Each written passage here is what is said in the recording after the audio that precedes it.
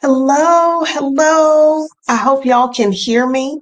I am not sure if my internet is going to be up to the task tonight. So we're gonna keep our fingers crossed that the internet will come through and this live can happen. So for those of you that are already here, let me know in the chat if like the picture is super bad or y'all can't hear me. Not that there's anything I can do about it, because there is not. My Wi-Fi situation is a little precarious. The building I am staying in is, I don't know, 400 or 500 years old, something like that. It is hundreds of years old, and the walls are stone and very thick. So Wi-Fi in a building like this doesn't really work in the way that I am used to. So I'm like I said, I'm crossing my fingers because it is the middle of the night. If you haven't been around in a bit or you're not on the email list, you may not know that I am in Italy. And that means that I am 6 hours ahead of the East Coast. That means I'm 8 hours ahead of Mexico City, which means it is the middle of the night here. Last week, I had every intention to go live, but I didn't really think things through. Um, my plane had landed in Rome at, I don't know, 3:30. And I was like, that's plenty of time for me to rest and then go live at 1 a.m. in the morning. I must have been smoking crack because the time difference caught up with me, and there was no way earth I was able to stay up late enough to go live. Um, but now that I have been here for a week, um, I think I have kind of adjusted. I did have a nap today. So we gonna give this a go. Um, what else was I gonna say? Oh, sometimes I forget what my life sounds like because, a lot of the people I hang around live similarly ridiculous lives. But I was somewhere recently where everybody was like normal and had normal lives and normal jobs. And I was like, my lifestyle is a bit out there. But glad to be back with y'all. Um, we'll go ahead and get into things, but if you the thumbnail caught your attention and you decided to see what this is all about and you're new here, welcome. If YouTube, the algorithm fed you this video, welcome to you as well. My name is Adelia Aborishade, although most people know me as Picky Girl Travels the World. We've discussed that I'm in Italy, so I do be traveling. And I am also a fairly picky person. And I think all of us could benefit from being a little bit picky about how we live our life, how we spend our time, how we spend our money. And this is my channel where we talk all things money. We talk about travel. We talk about living abroad. We talk about all of those things. So, if any of that is of interest to you, you are welcome to join us by subscribing to the channel. That way, YouTube knows you want more of this content to show up on your feed. Um, so yeah, thanks to everybody who is here live. Um, thank you to the awkward black nomad. Yeah, give the video a like. Help a sister out. Because we trying to get, I haven't been on my YouTube game like I should have been. And so we got to remind YouTube like that people want to see this stuff. All right, y'all. Um, how y'all doing? How are y'all doing? Um, this is like the craziest crazy. This is crazier than like I could have imagined. And I think I have a fairly vivid imagination, but the nonsense that has gone on just in the last week, let alone the last 50 some days, how are we doing?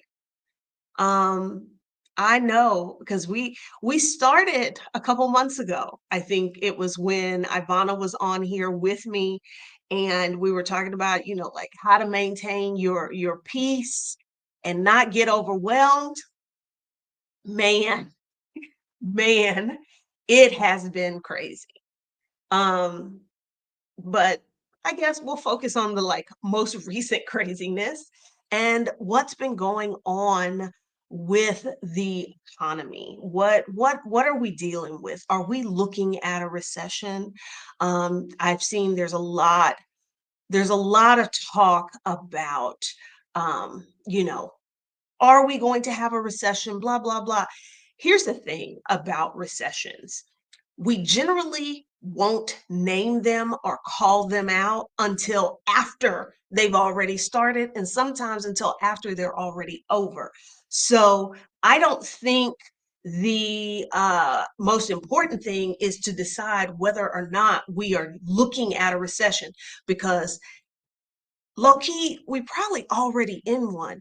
The strippers at the strip club have been said that folks ain't tip people ain't coming in the club like they used to, and they know before any there's no better economic indicator than a stripper who can tell you whether or not people got money and whether they're spending it. So I don't think we got to spend a whole lot of time, mincing out whether or not we're headed for a recession. Are we in a recession? Things are not good. They are not good. Um, yeah, Deneen, I can't see. I don't have on my glasses. Nervous about the future. I think we all are a little uncomfortable. There's a lot of uncertainty because while we've seen recessions or economic slowdowns previously, I don't think we've ever been in a situation quite like this. And I know because all of the economists will tell you that every recession is different. They are. But I think we've got two things happening here. We've got an economic upheaval while we are also having a political upheaval. I think that's what makes this time so weird, so different. Usually we're just trying to navigate the economic piece. But now at the same time, we're having to navigate a government who is trying to disenfranchise people left and right. If y'all got questions, because we are going to do a Q&A part here tonight. If you've got questions, drop those in the chat and I can star them and we can come back to them. Um, I'm happy to hear this, Peggy. I'm not panicking though. Because that's like the best thing we can do is not panic. I often say like all you can do is all you can do. We can't like forecast the future. We can look at what has happened previously and we can try and draw some conclusions from that, but nobody can forecast the future. So, you know, that's all we can do really is not panic. Okay.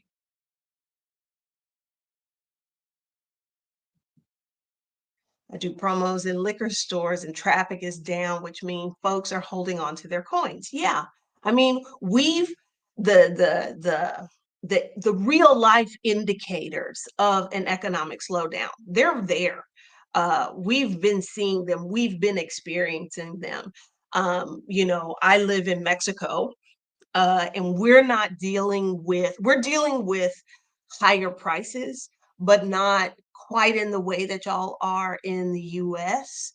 I heard people talking about $10, $15 eggs. Um, just I can't even imagine. I can't even imagine. Uh, a little tangent. Did you know that if you are baking, you can substitute mayonnaise for eggs? I mean, if you think about what mayonnaise is, it's oil and eggs. I saw a reel today where a girl was making some biscuits, and instead of putting eggs in them, she added some other stuff. Now, don't give me the line. She added some other stuff, but I was like, I guess that's what you got to do if eggs are $8, $10, what have you. So, um, we're seeing like I said, we are seeing kind of like a double whammy where the United States is dealing with some political shenanigans. At the same time, there is this nonsense happening with the economy. I think something else, in addition to not panicking, something else that we have to keep in mind is I know the big news story from last week into this week has been the drop in the stock market.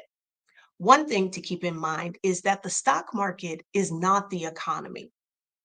Um, and if y'all think back over the last couple of years, the last maybe 4 years, there were some times there when the stock market was really, really bad. But the overall economy was not in the same place. They are two separate things. However, given the the United States decision to put tariffs on just about everybody, including folks that don't even sell us nothing, like that island full of penguins. Um, what we're seeing is a reaction to what people know will be the impact of those tariffs, making things more expensive for consumers. It's going to throw some wrenches into the supply chain, all that kind of stuff. Um, but I think we have to buckle up. I don't think this is going to be something like, oh, that's just this week. I think this is just the beginning of this roller coaster ride we're going to be dealing with in the economy, and we just gotta buckle up and not panic. Um, I'm trying to look at my notes here. I wrote them, but I cannot really read them. Okay. Okay. So, what should we be doing if we want to survive this and maybe even come out better on the other side? What are some of the things that we should be doing? Um, if we're looking at an economic slowdown, um, one of the things that we need to do is look at, do you have some oh shit money? That's one of the things I talk about all of the time is do you have some money for when shit hits the fan? Uh, call it your emergency fund, call it whatever you want, but do you have some money for that? How much do you need? That's going to depend. It would be great if you had 3 months, but if eggs are 12.99, that might be a hard thing to do. So I don't think any of us can go into this new period of economic uncertainty without stepping back and taking a look at our finances. Do we have any money saved? Is that money in a high yield savings account? Can I add some more money to that? Because we're living in a time that is economically unstable and is probably going to be that way for a little while. So if you don't have any money put aside, can you do that? Uh, if you do have some money put to the side, can you add to that to kind of bump it up? And I know we just talked about times is tough, stuff is expensive. Are there things you can do to get your hands on some more cash? Looking around the house. Somebody pointed out today on Instagram that secondhand items don't have tariffs on them. So I think we're going to see a lot of people looking to buy secondhand that might not have been previously. Go through the house. Are there things that you could sell? Are there things that you can stand to get rid of and use some of that money to bump up your savings? I don't know if I would say this is as equally as important, but definitely pretty important is don't take on any new debt.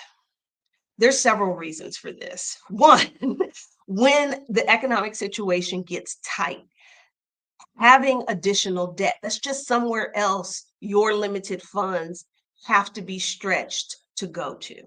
Okay, there's that piece. But there's a part of me that is looking at the policy moves the current administration in the United States has been making. And I'm not saying this to be alarmist, but y'all know I keep it a buck. Um, I would not be surprised. We've criminalized homelessness. There are several states attempting to criminalize being undocumented. I don't know if y'all realize that, but somebody being undocumented in the United States is not technically illegal. It's an administrative situation. It's about paperwork. It's not in the criminal code. But there are states that are looking to make that a crime, not just a crime, a felony. And I can't help but look at that and think, hmm, the 14th Amendment allows for slavery in the case of punishment of a crime. If you can make all these things illegal and you can incarcerate people for them, then you get access to their free labor. And so I very much can foresee a situation where they try and bring back like debtors' prisons, where, oh, because right now, if you have debt and you don't pay it back, you get punished with a ding on your credit report. Your credit score gets dropped. It is difficult for you to get new credit. But what if they started to punish people and you would have to work off? We used to do that. They used to send people to workhouses to work off the debts that they owed. I don't know that we're that far away from bringing that system back. So, given the situation we find ourselves in now, accruing new debt, absolutely not. If you are considering it, I need you to go back and really look at, is this something I absolutely have to do right now? Because if it's not, it shouldn't be happening now. On that same vein, if you can pay down existing debt, particularly high interest debt, do that. And I realize these are the things I'm sharing with you. That's like a lot of different directions to go in, and your money and your time may be limited. So you may have to prioritize for your specific situation. If you have really ridiculous interest rate on your credit cards, that may be the place to focus. Um, but if you've got absolutely nothing saved up, I would focus there first, because I always say, whatever you have saved, because I know people get caught up, well, I could only save $100. I could only save $500. Whatever you have saved, if there is an emergency, if there is an oh shit situation, whatever cash you have saved, that's money that don't have to go on a credit card. So any cash is better than no cash. Okay. Um, so beef up your savings, no new debt, pay down credit cards or whatever your high interest debt. I am not telling anybody that now is the time to pay off a mortgage, particularly those of you who were lucky enough to lock in 2, 3% mortgages. Don't pay off the damn mortgage. That is so low. Don't pay that off. That's not where you would do best focusing your attention. Debt that is costing you a lot of money, high interest debt. That's where you want to focus. Um, I think everybody, every single one of us, I don't care even if you are somebody who's in a fairly comfortable financial situation, I think you need to revisit your spending. And I think this is both, there's an economic reason here, but there's also a political one. Given the political climate we are living in right now, and that I don't know if y'all have ever seen, there's a clip making the rounds of Dulce Sloan where she talks about they ain't never gave us rights just because we asked for them, that you got to mess with a white man's money, that's how you get change in America. I think this is that time. The political situation we find ourselves in, particularly as Black Americans, because let's be real, the economics are going to hit us first. The nonsense that is happening on the political front, trying to strip rights, remove history, discrimination and segregation ain't illegal no more. Like all of that stuff, we know what that is like to live under that. And so we know how that's going to impact us. And like Dulce said, if you want things to change, you got to mess with the white man's money. And so I think one of the ways that you do that is you look at how are you spending your money? I mean, because we are facing tough economic times, you absolutely want to cut the fat from your spending. You want to go through your credit card statement. Um, it's what, April? I think your credit card companies all have your 2024 like year end spending thing up there. I find that really helpful to look at. Look at everything is categorized so you can see where you're really spending your money. I think all of us need to look at how we're spending our money, cut the fat, but also look at how can we hurt some white man's money? How can I change my spending so that I can speak with my money? I'm talking about, supporting small, shopping small, no longer putting money in the pockets of billionaires.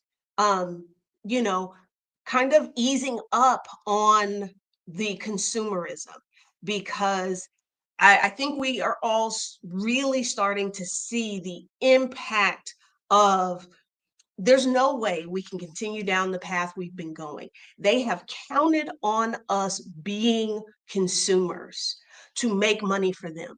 And I don't want them making money off of me no more.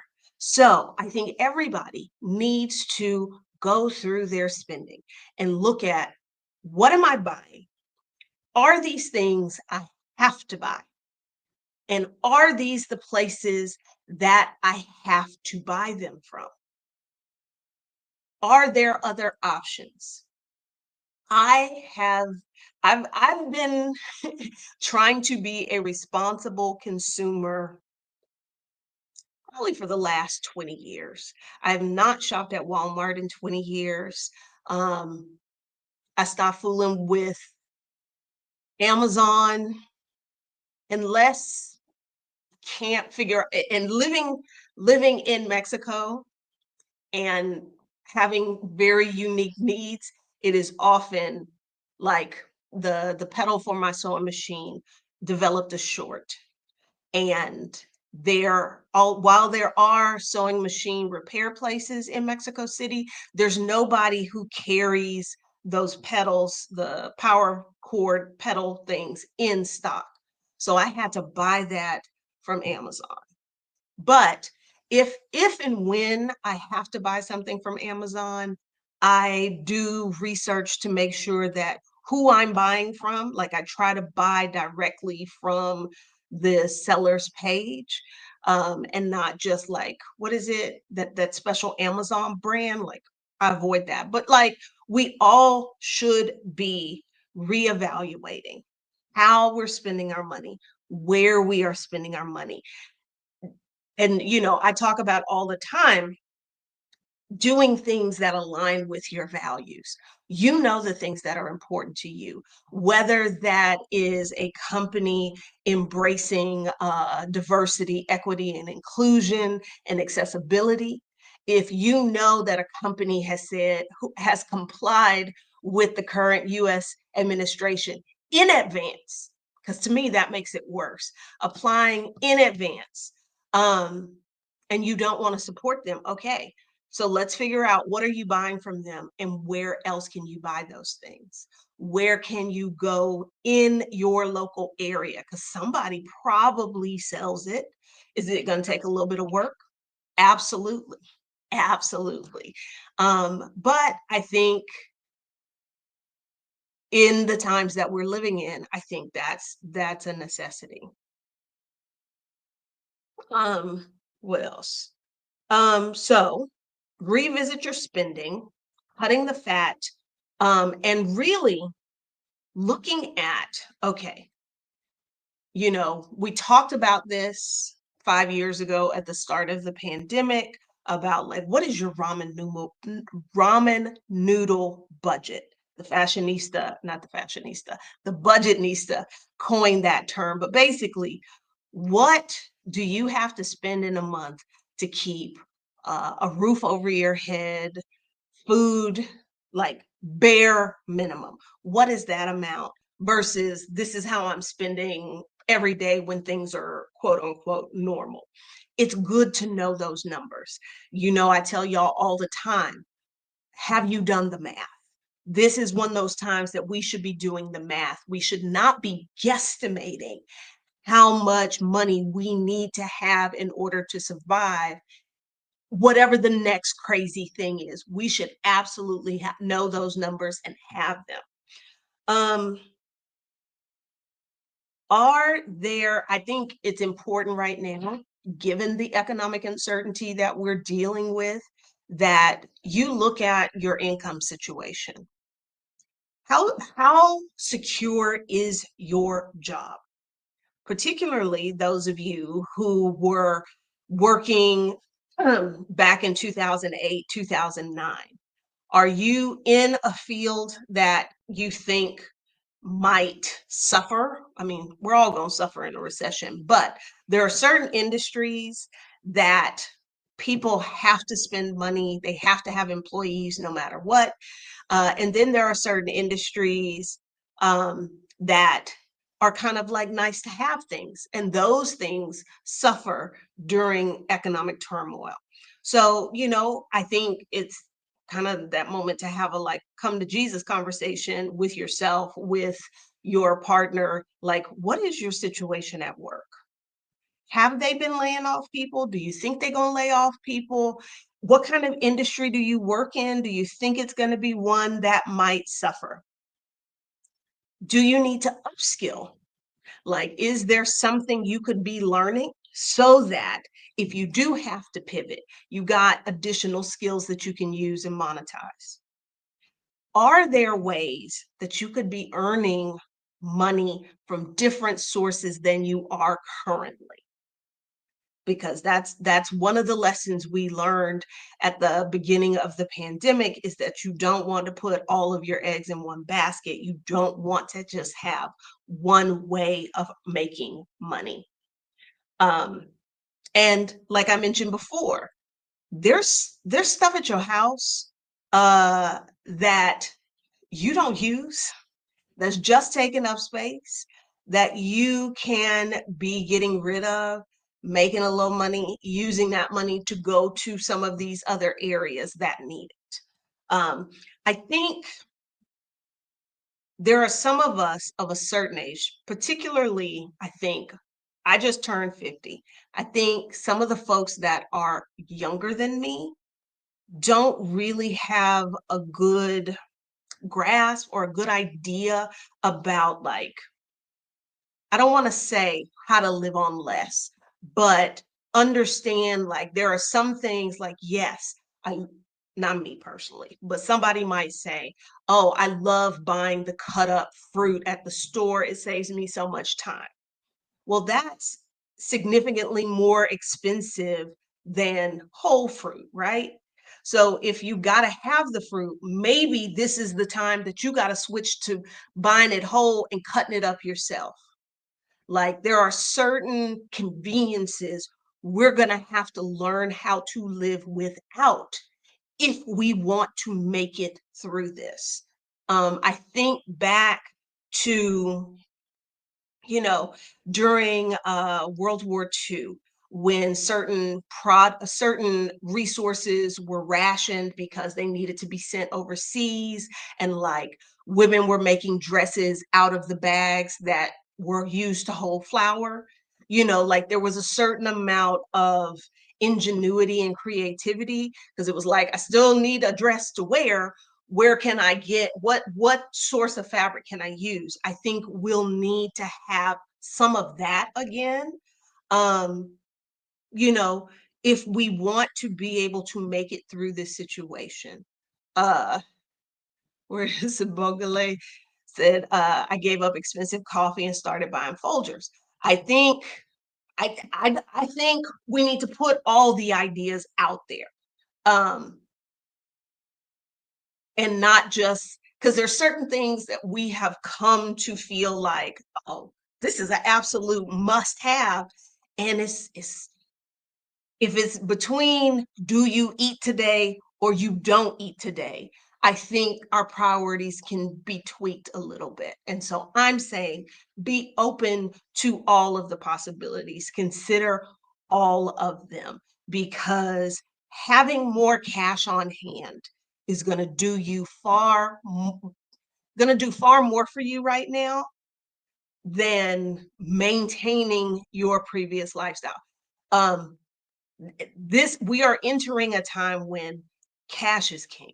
You want to have your hands on cash for a multitude of reasons. Um, so we're talking about finding other streams of income, assessing what things are looking like at work. Are there some things you need to start putting into place, developing new skills, that kind of stuff? Um, but also, what does this say? Okay. I really can't. I wrote this. I wrote this, y'all, but I am really struggling to read my own handwriting. It's not that my handwriting is bad, it's that I had limited space. And so, like, I abbreviated stuff, but now I can't remember what the abbreviation was supposed to be. Oh, okay. Okay. We covered that. I'm I'm sorry, y'all. I'm sorry. Okay. We talked about that. Okay. Um, Now it's gelato brain, quite possibly, because I have been indulging every day because, life is short. Okay. So we talked about those things. Because we've got to prepare ourselves for kind of we don't know what. And we need to sort of be like nimble and agile with our finances and not having a lot of things holding us back. And so I'm going to use you again as an example. Like, I stopped buying paper plates, washing dishes again. Yes, you would much rather not wash dishes, but I bet you it's saving some money. And I know some of y'all are thinking, like, can she be saving by not buying paper plates? But I want to impress on you, every dollar matters. That's the situation we're in right now, because we just don't know what the next stupid thing is going to be. And the more cash you have in your pocket, the fewer things you have holding you back are going to make you more agile for whatever we have to face next. Now, that's one part of this. The other part is if you happen to be you've done all of that and you're like, you know what? I'm actually in a pretty good situation. I'm actually fairly comfortable. I got a little bit of extra cash. Um, this is people have been saying it all week. It is very true. It is times like this that millionaires are made. You know, basically right now, because economic things are not going so well, it's like there are lots of sales. Right now, the stock market is on sale. It is probable, there is the potential that depending how long this goes on for and what nonsense the administration does next, we may see this also reflected in real estate prices where people are needing to sell. If a lot of people need to sell, then there's more on the market, prices may fall, and there may be some opportunities there. So if you happen to have a little extra cash that, you've got your emergency fund, you've paid down your debt, like this, this spending this money on an investment of some sort is not going to make or break you. This might be a great time to do that. There are bargains to be had.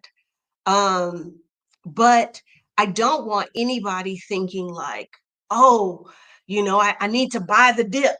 And so you get so caught up in trying to buy the dip that you don't have anything in your emergency fund. Like that's not what we're trying to do here. But if you do find that you're in a situation where you do have some extra money, um, stock prices, the prices of basically everything on the stock market has gone down. It's like it's on sale. And just like you go to the HEB, to the grocery store, and Bluebell ice cream is on sale until you stock up and you buy some extra. You can do the same thing there. Um, there usually are some questions about well, like, what should I buy? What you were already buying. I don't think that this is a time where you like, I don't think that the vast majority of us should be buying individual stocks anyway. Okay. So if you were already buying an S&P 500, a whatever your favorite bond fund is, and an international fund, let's say that's what you were already buying, just keep buying that. It is cheaper now than it was 2 weeks ago. So assuming prices and the market recovers and prices go up, you will have bought it cheaper. And when it goes up, you will have made more money. Um, you know, all we can do is use what has happened previously. And in every previous market downturn, the market has recovered. Every previous economic recession and depression, the market has recovered. So, based off of that, why would we not think it would not recover from this? Now, what we don't know is that recovery in a year? Is that recovery in 5 years? Is it 10 years? That we don't know. And anybody who tells you they do know, they're lying to you and they're trying to scam you. So if you do have some money, things are on sale. If you were already investing at regular increments, like with dollar cost averaging, this is why you do dollar cost averaging, because now the prices are lower, so you can start buying up some stuff at these lower prices. Um, There was something else I was going to say about that. But I don't, it's gone just that quick. But yeah, you keep doing what you were doing. There are people talking about like, should I sell now before I lose all of my money? If you're what you're invested in, if you had a diversified portfolio, so you had a mix of asset classes, you had a mix of different sectors, it is highly unlikely that you would log into your account and your stuff would be at zero.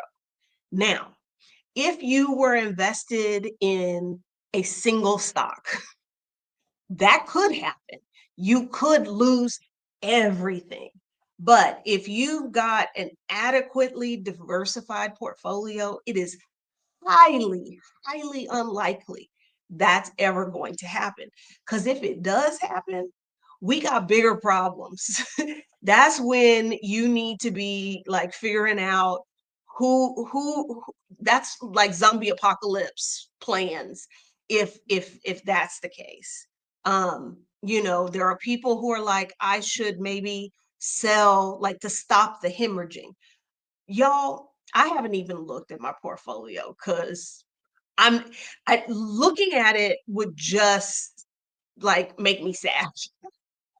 But whatever losses I have, like I know what it was 3 months ago. Whatever lower number there is now, the difference between that high number and the current low number, those losses aren't real. They're just on paper right now. Now, if I were to sell, then yes, those would become real losses. But if I just sit tight and I hold on, eventually, hopefully the market recovers and I've kept my holdings.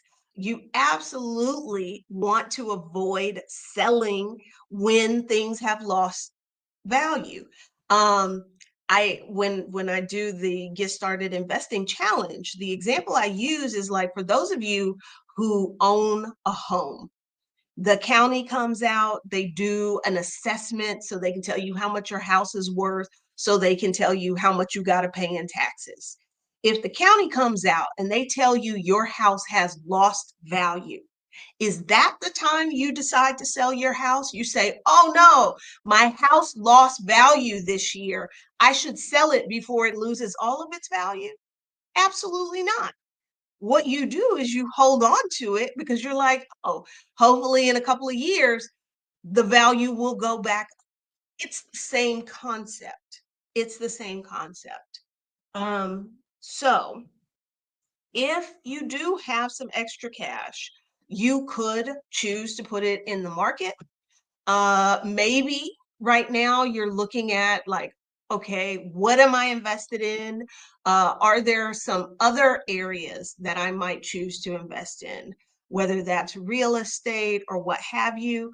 Um, if prices are depressed, you could make some money long term. None of this stuff is going to be instant. That's the other thing to keep in mind. We're not talking about things that are going to happen in a matter of days or weeks. We're talking we got to invest for the long term. Okay. I think that's everything from my list. Let me go through and see what questions y'all had. Drop if you have questions or concerns that maybe you didn't mention before, go ahead and drop those in the chat. Are we keeping the cash at home or in the bank? Um, right now we're keeping it in the bank. You want it to make sure that it is in an account that is FDIC insured. And I know there has been rumors that they're going to try and get rid of the FDIC. Um, I'm not going to tell you, oh, that's not possible, because we are living, we're living in a time where anything is possible. But Um, you know, I think keeping some cash at home, not all the cash, but I do think it is a good idea to keep maybe a little more cash than you had been previously. Like the way I have been living my life for the last 10, 15 years is I would rarely have cash. Given our current situation now, I might keep a couple of hundred, a few $1,000s in cash, particularly because I live in a place that has earthquakes. And so if something happens and there is a big enough earthquake where I can't go home, I need to have enough cash to be able to transact because the electronic systems will either be overwhelmed or not functioning. But I would not be keeping all of the cash at home. One, um, inflation. Keeping money under your mattress, that money is losing value. Okay. And two, safety. Your house burns down, you burn up your money with it. I will say, I will remind you, because some of y'all may have sizable chunks of cash. Make sure that the financial institution your money is in, make sure that it is in an account that is FDIC insured. That account will be insured up to $250,000. If you have more than $250,000, either because you just balling like that, or like maybe you sold a house and you had a big windfall, spread that money out across different banks and different bank accounts. Because if you've got 800 grand in a single bank account, it's only insured up to 250. So if the bank were to go under, all the US government has said is we'll give you back the 250, where you could have spread it out so that there was not more than 250K in an account. And if something goes down, you're more likely to have more of your money covered. So that's what I think about that. Um, ba, ba, ba, ba. Let's see. I'm just marking a few other questions. Okay. Um, oh, Deneen, I wish I was on the ball because I'd be like, oh, you could just do my investing course, but it is not finished. So how can you learn to purchase stocks when they are low? I would say I would not buy individual stocks. I would look for a fund, an ETF, an exchange traded fund, possibly a mutual fund. Uh, I would look at my portfolio now and see, is there a place that I've not covered? Like, do you have international? Do you have stocks? Do you have bonds, like equities? Do you have bonds? Maybe it's time to add in a REIT or something like that. But I would not be buying individual stocks because most of us are not going to do the analysis necessary to make good choices, good selections versus just, oh, my homeboy told me that's a good stock to buy. What is that based on?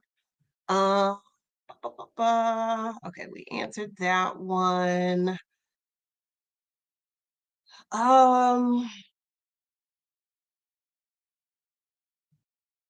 okay, Lynn. I think this question we were talking about getting rid of high interest debt. Would that include paying off or down parent loans? I'm assuming this is like a parent loan you took out for a child to go to school. I don't know, man.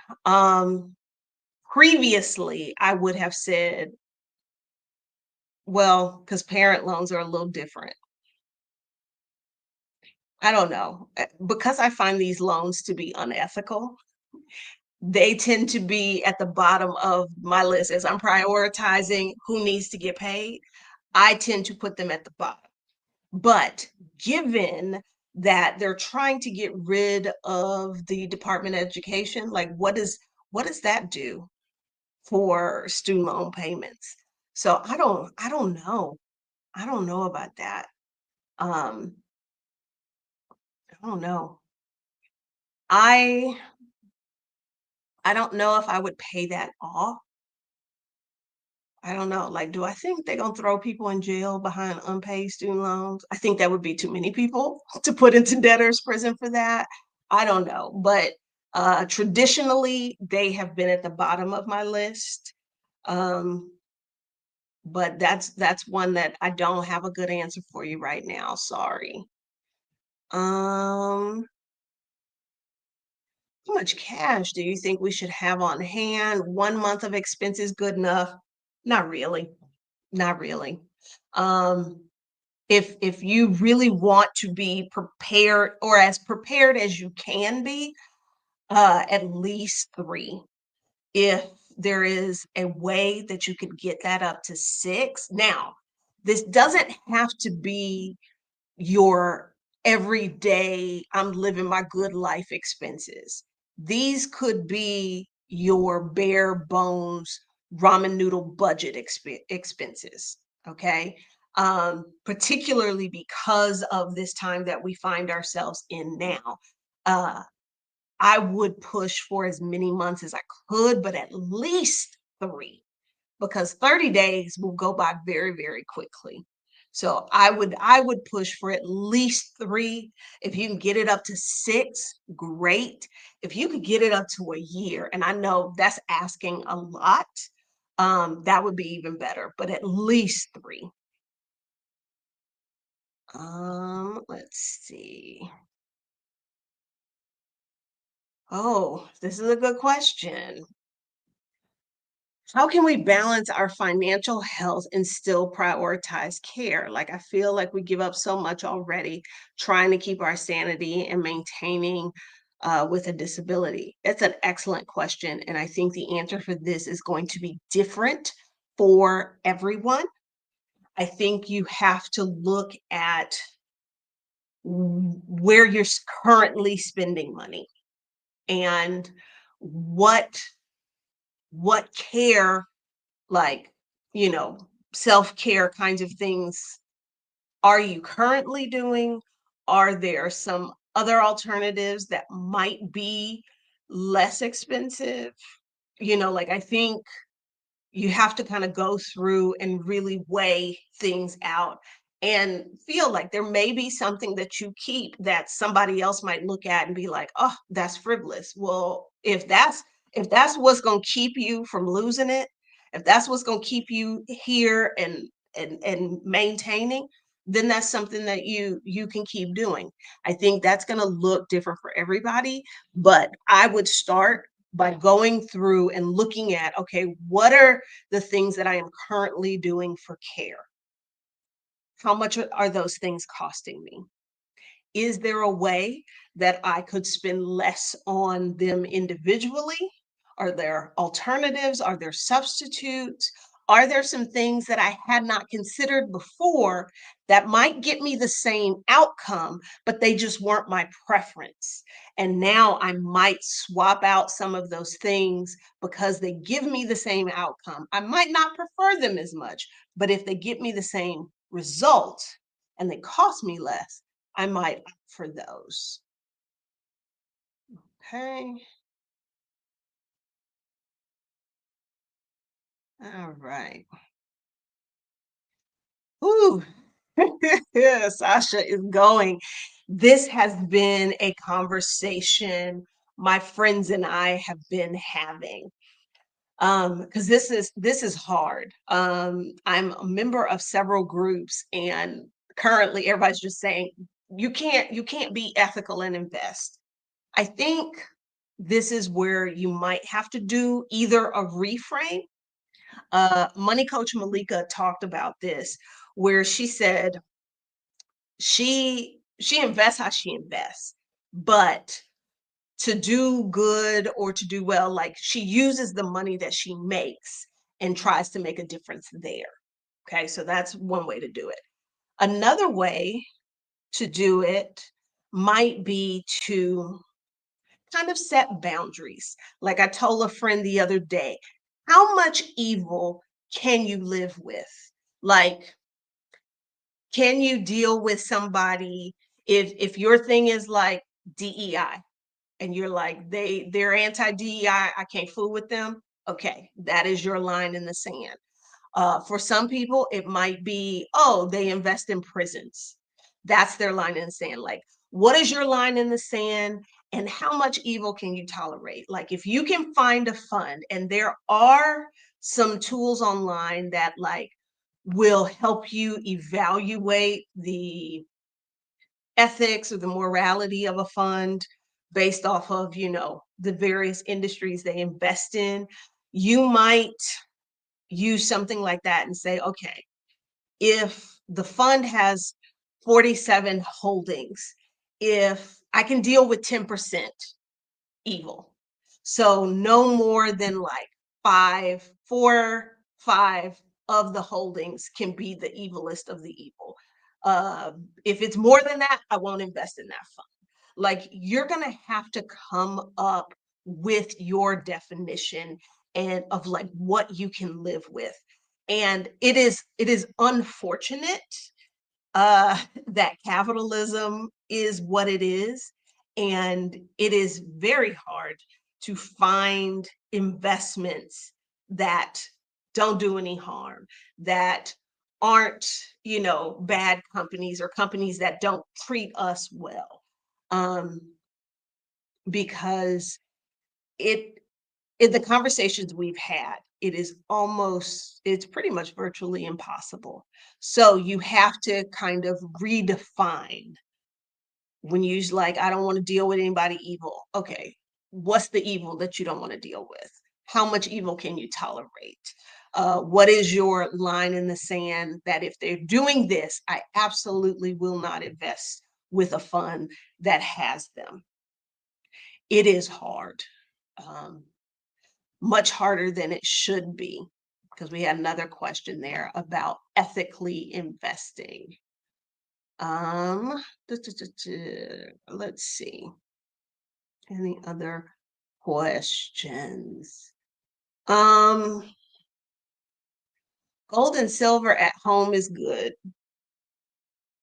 I have many issues with holding gold, but my biggest one is if you need to spend it, how are you spending gold? If you want to hold gold, silver, precious metals as a hedge against other things, do that in a fund, an ETF, a mutual fund. But physically holding gold, uh, I think that's incredibly impractical.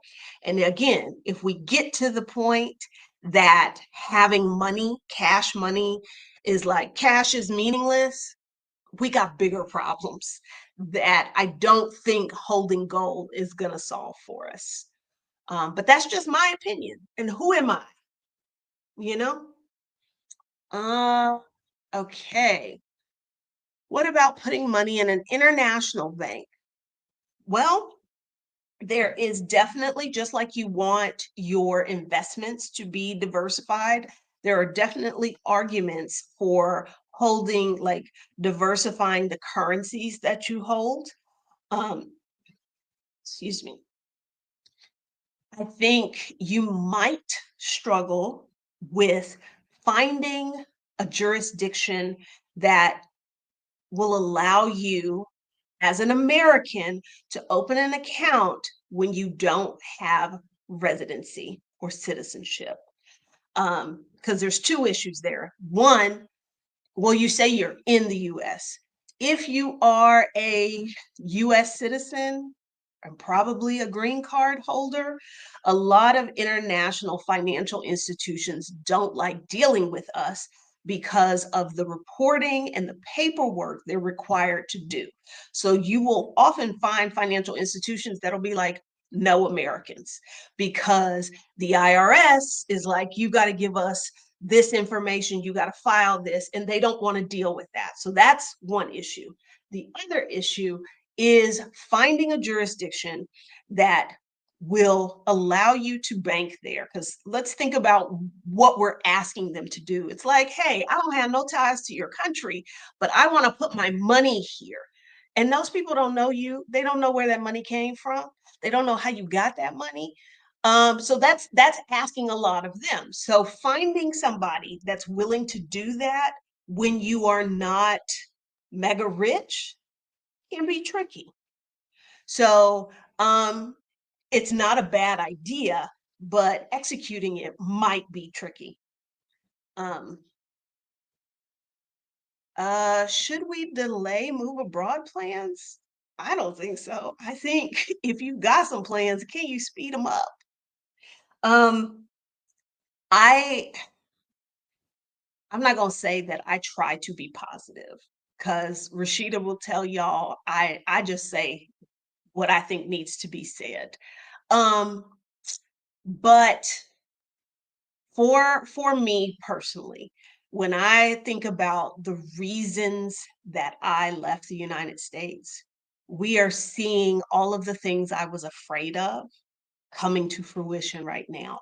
Um, I was half joking when I mentioned this to somebody, but it is very true. I had always taken the attitude of, I live abroad. I don't plan to return to the United States if I can help it. We're now at a point that I physically cannot go back. The line of work that I used to do, teaching the way I taught, I would be fired. I would be imprisoned because, I'm not teaching the appropriate whitewashed version of history. And I taught in Texas. Like, there's my career no longer, I can't do my career the way I would have done it in Texas. Um, as somebody who is, you know, not of the correct religious persuasion, it's not a safe place for me to be. So I'm facing like not being able to return to the country I'm from. And that's not something I ever thought I would have to deal with. So I'm not gonna tell somebody to stay in that place longer than they need to. So I don't think so. I don't think anybody should delay plans to move abroad. Um, if anything, maybe reevaluate your plan and what your strategy was, when it's coming to income and that sort of thing, and figure out, okay, try and think about, are there adjustments that I need to make in light of the current situation? But I would never tell somebody to delay their move. Okay, good question, CK. The Fidelity High Yield Savings Account is not insured, but invested. Is that a problem? Um, it is not insured. That means you could lose that money. If something happens to the things that it is invested in, you could lose that money. Now, you've got to look at your big financial picture and ask yourself, how do you feel about that risk?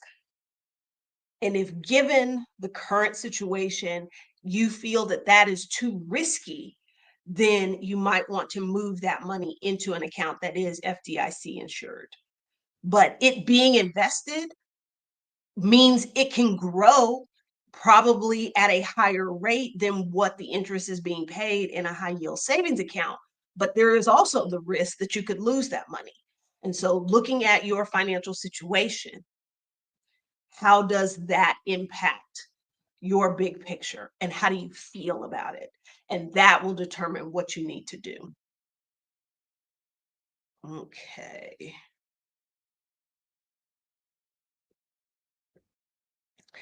I do not have a bank to recommend. All of the bank accounts I have had internationally have been so that I could get paid for work. I have not spent much of any time investigating offshoring my finances.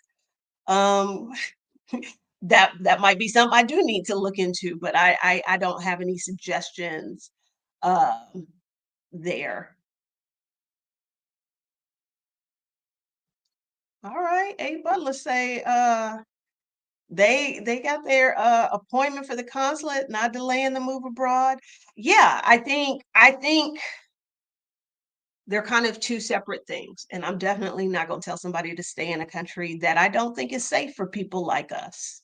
I didn't think it was safe before. I think it's even less safe now. All right.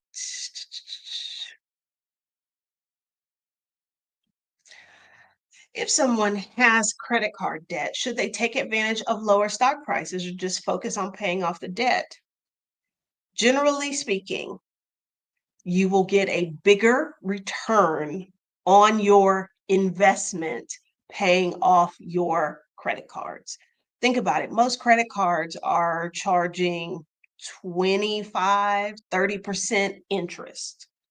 There is nothing in this moment that you're going to invest in that's going to give you that kind of return. Because for every dollar you pay towards your credit card, you are immediately getting back 30% because you're not having to pay interest on that. There is no investment you can make right now that's going to give you that kind of a return. So, and that's not to say that you can't invest when you have debt, but whatever, like opportunities that are existing right now in the market, um, those are not going to be realized for quite a while. So I think the bigger and more immediate payoff is paying off the credit card. Excuse me.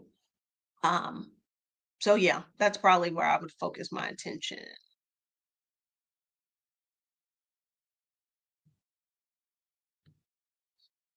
Uh,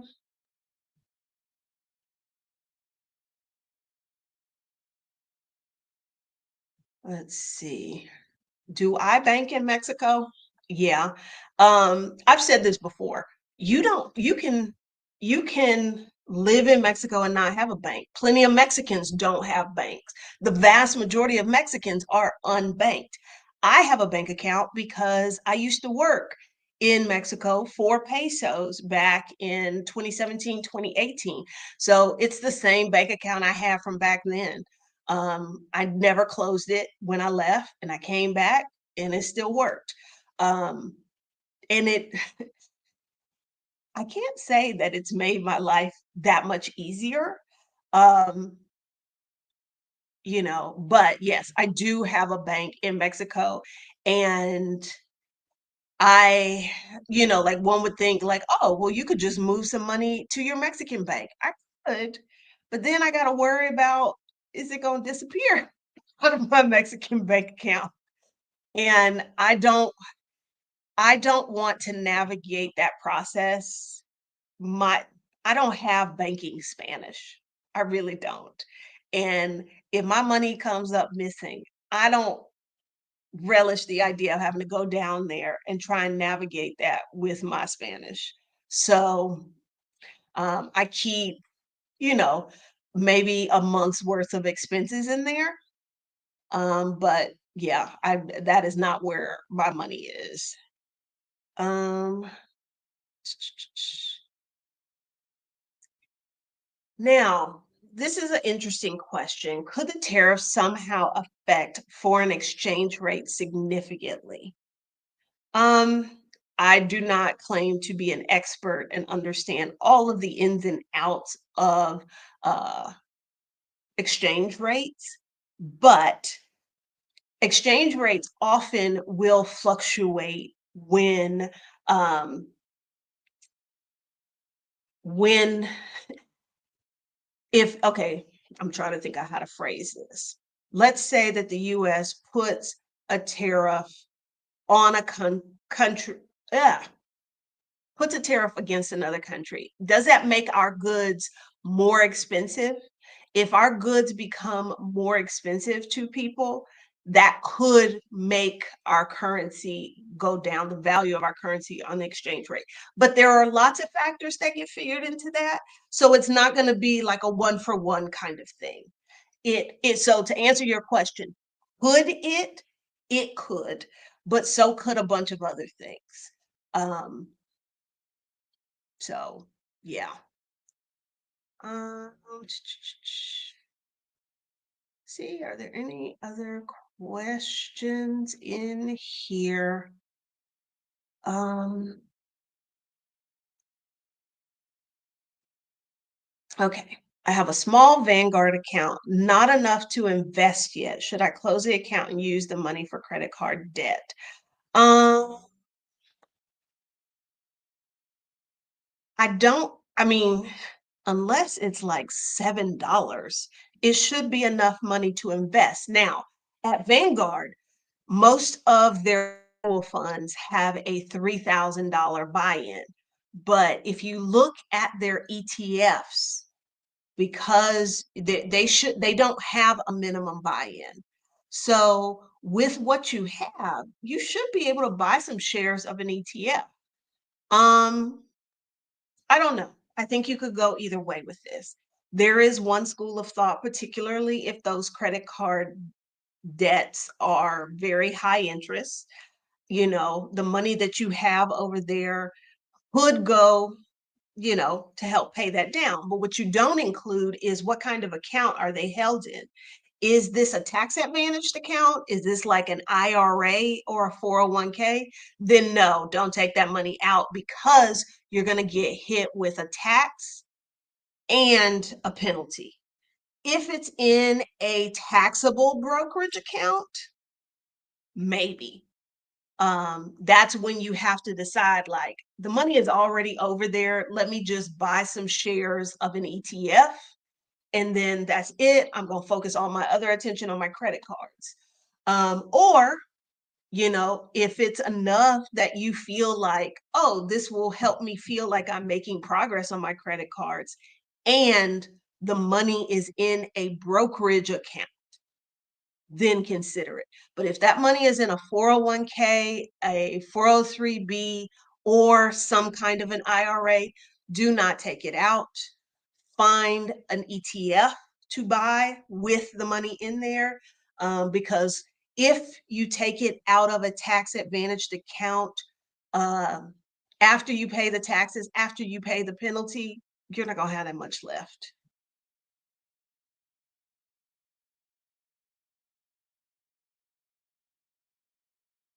What kind of credit union account do you have that is not does not have FDIC insurance on it? Because credit unions, their share accounts, their savings and their checking share accounts should be FDIC insured. So what kind of account do you have your money in that is not? Okay.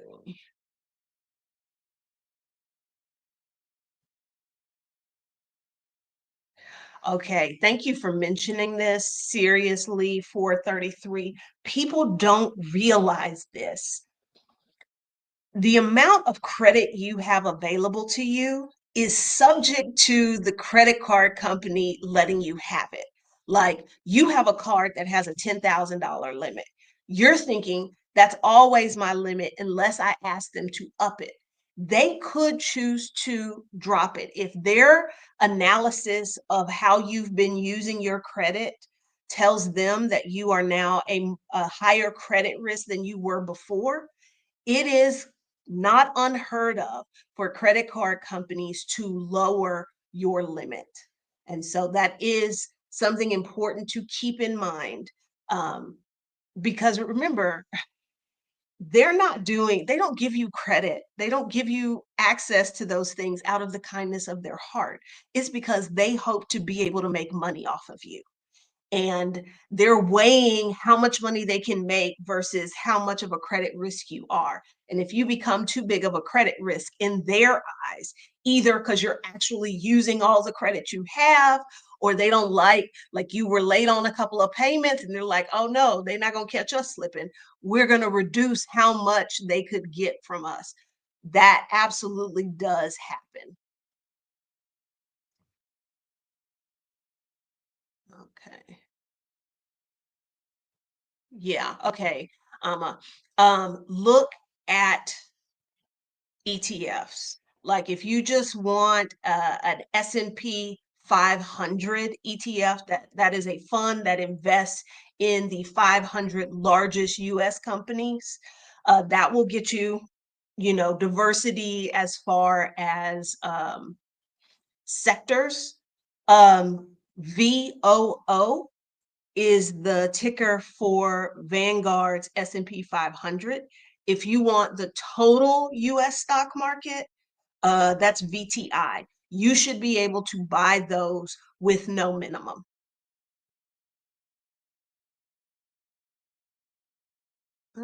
Let's see. Okay. Yeah.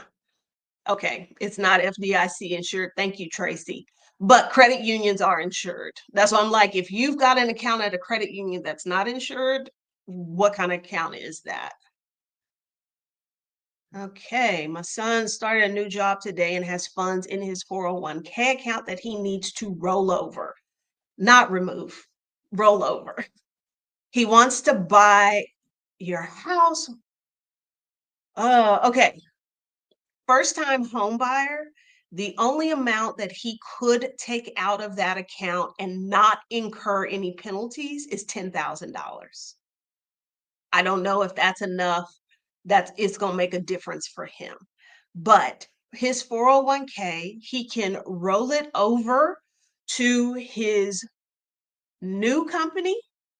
So he can have the 401k from his old company rolled over into his new company's plan, or he could have it rolled over into a rollover IRA at the brokerage of his choice. But what I would not do is take that money out of the account because he is not 59 and a half. So he's going to have to pay the 10% penalty. I think it's 10% penalty for early withdrawal, plus whatever the applicable taxes are. And keep in mind this, if he were to take all of that money out of the account, it's a taxable event.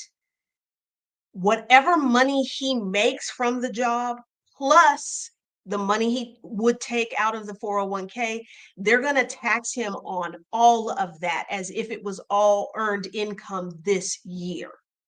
And so again, that's probably going to eat into a lot of it. So no, I I I don't like people taking money out of retirement accounts, unless it's like I'm going to starve if I don't. But yeah, he can roll that over. Okay. Yeah. No, you're good. You're good. They're insured. All right. Okay.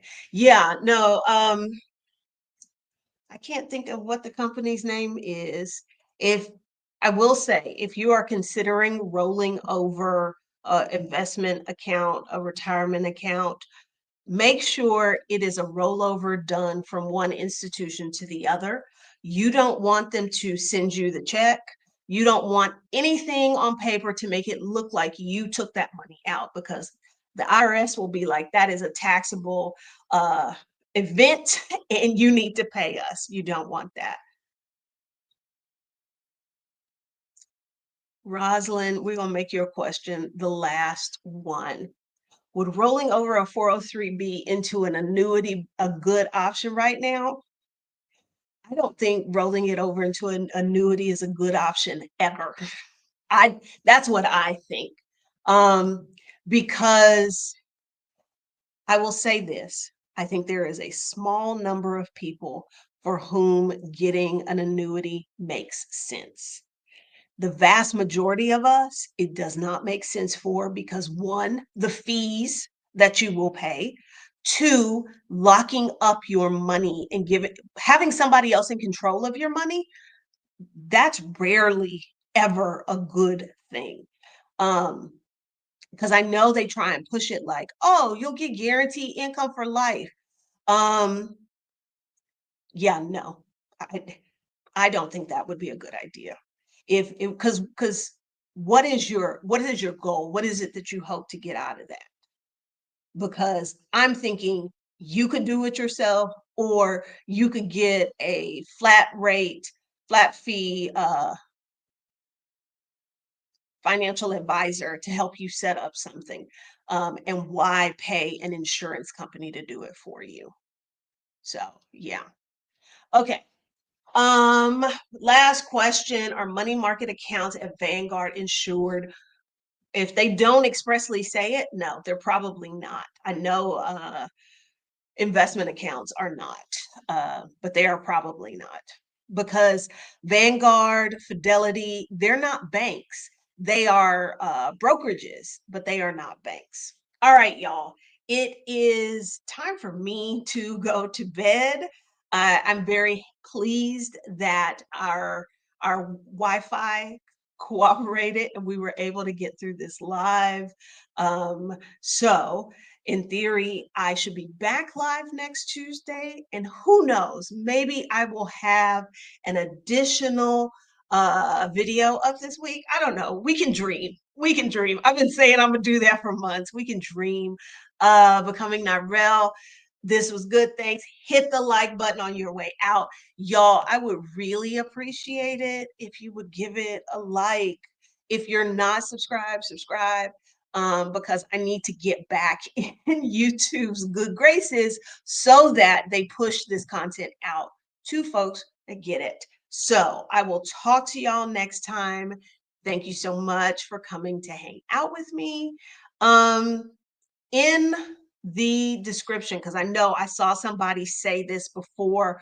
Who was it? About booking time with me. Like I just had a client where we talked about whether or not the annuity her company was trying to get her to get was a good idea or not. You can, if you want to book a time with me, there is a link in the description. You can go to pickygirltravelstheworld.com or you can use the link in the description. There's a few other links in there that I can't recall right now. But I will talk to y'all next